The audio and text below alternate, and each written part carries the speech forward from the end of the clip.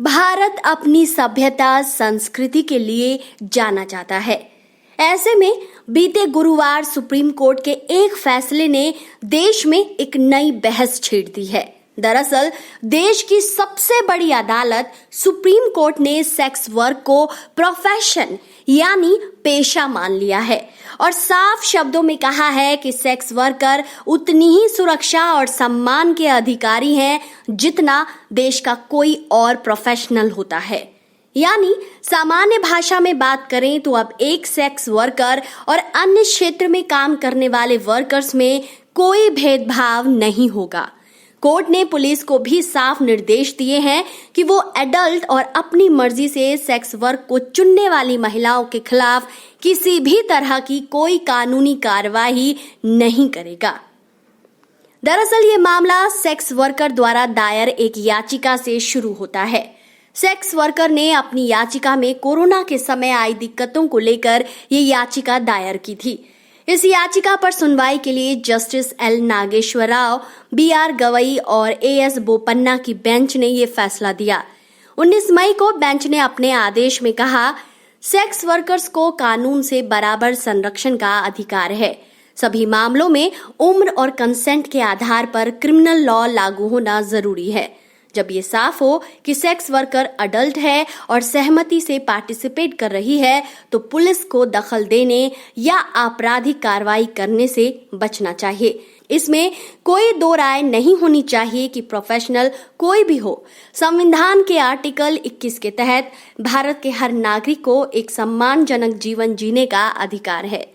Bench ने police कार्रवाई को लेकर भी कुछ गाइडलाइंस भी जारी की हैं, जैसे वो जगह जहां पर सेक्स वर्क किया जाता है यानी ब्रोथल, यदि वहां छापा पड़ता है तो सेक्स वर्कर्स को गिरफ्तार नहीं किया जाना चाहिए, ना ही कोई जुर्माना, ना ही किसी तरह की यातना दी जानी चाहिए। ब्रोथल चलाना गैर कानूनी है, लेकिन अपनी इच्छा से सेक्स वर्क करना गैर कानूनी नहीं।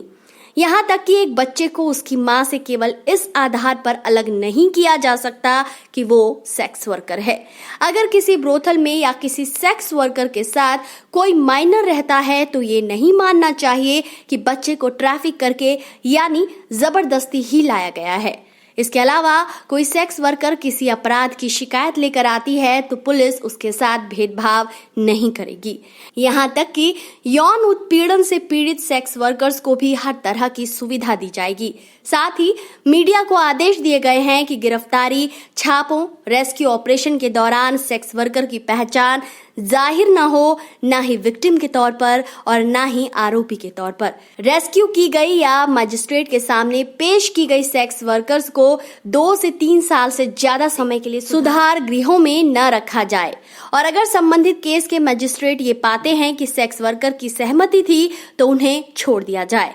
आपको ये भी बता दें कि कोर्ट ने इस मुद्दे पर केंद्र सरकार को 27 जुलाई तक का समय दिया है, लेकिन इस मुद्दे ने समाज के कई हलकों में बरसों पुरानी बहस छेड़ दी है जो जल्द थमने वाली नहीं। सोशल मीडिया पर ऐसी ही राय सामने आ रही है, जिनमें से एक यूजर ने लिखा है, अब सेक्स वर्कर भी लेबर लॉ के दायरे में आएंगी, जबकि एक अन्य यूजर ने लिखा कि इस निर्णय के अपने पक्ष और विपक्ष है, लेकिन मुख्य चिंता है कि अब इन निर्दोष महिलाओं को इस क्षेत्र में प्रवेश करने के लिए मजबूर किया जाएगा।